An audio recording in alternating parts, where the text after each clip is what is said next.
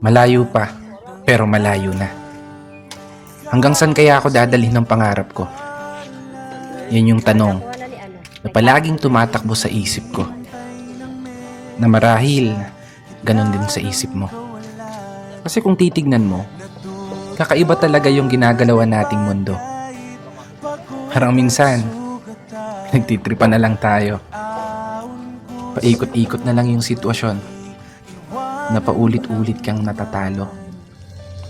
Oo, minsan, may araw na panalo ka, pero mas madalas pa rin yung nadedehado. May oras na gulong-gulo yung isip mo, may panahon naman na pumapabor sa gusto. Ganito siguro talaga yung ibig sabihin ng buhay. Hindi perpekto ang tempo, at lahat nakaayon lamang sa tiyempo. Pero kahit ganon, dapat magpasalamat pa rin tayo. Kasi isipin mo naman, sa likod ng napakaraming beses na pagkatalo mo, eto ka pa rin, nananatiling nakatayo, sinusubukang ipanalo.